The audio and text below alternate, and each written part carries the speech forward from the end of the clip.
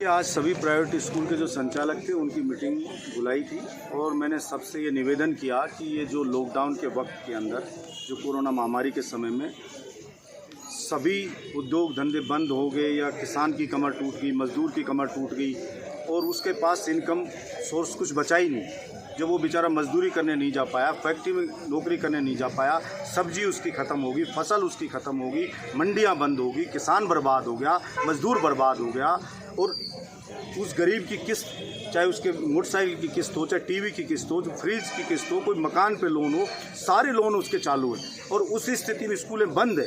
लेकिन अब हो रहा है स्कूल से फ़ोन जा रहे हैं कि आप अपनी स्कूल की फ़ीस जमा कराइए। तो मैंने सबसे ये कहा कि भाई जब उनके बच्चों ने पढ़ाई नहीं की है, उनके बच्चों ने स्कूल नहीं गए, आपके टीचर ने उनको नहीं पढ़ाया, तो वो गरीब आदमी बिल्कुल मर गया, वो फ़ीस कहाँ से ला करके आपको दे? तो कम से कम जो उस पीरियड जिसमें आपको पढ़ाना था, लेकिन लॉकडाउन होने के कारण आपने नहीं पढ़ाया और वो घर पे रहा, तो उस वक्त की उनकी फ़ीस माफ़ की जानी चाहिए। और सभी ने अभी लगभग ये सहमति दी है कि हम करेंगे। आज फर्स्ट मीटिंग थी हमारी, सभी ने कहा साहब हम ये करेंगे।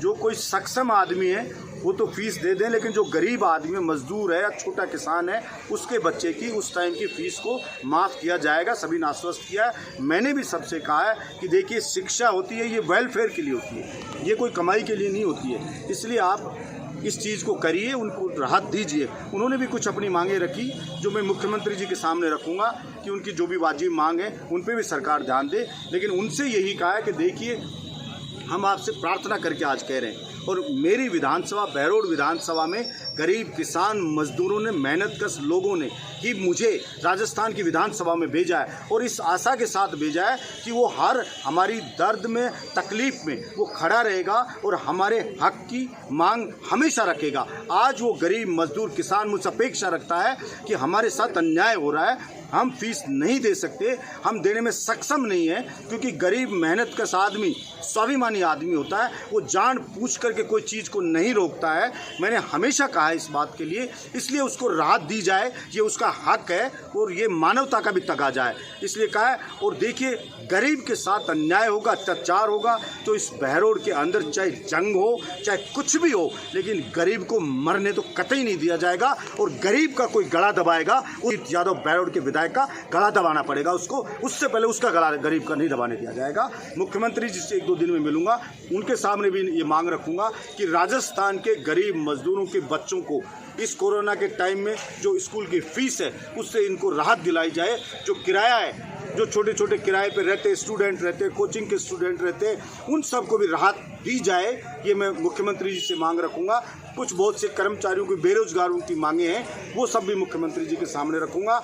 आज मैंने समय नोट करवाया, जल्दी आजकल में समय आ जाएगा तो ये सब बातें रखूंगा। और स्कूल संचालक हैं, उनकी भी जो वाजिब मांगे हैं, जैसे उनकी बसेज की किस्त के चालू है, तो जो स्कूल लगे, जब फीस आने लग जाए, जब ये कोरोना वाला ख़त्म हो जाए, तब उनसे ले ली जाए। उनका एक कहना, ये वाजिब सी मांग है, ये मैं रखूँगा।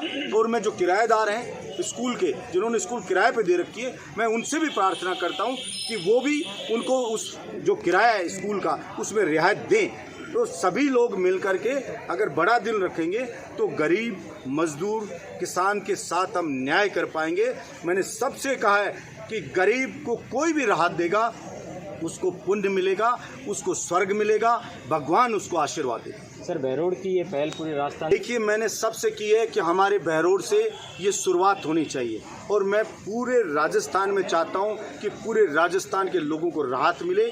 मैंने जैसा पहले ही कहा कि मैं मुख्यमंत्री जी से गरीब किसान मजदूर के बच्चों को स्कूल, प्राइवेट स्कूलों की फीस में राहत मिले, इस बात के लिए सरकार सुनिश्चित करे, आदेश जारी करे।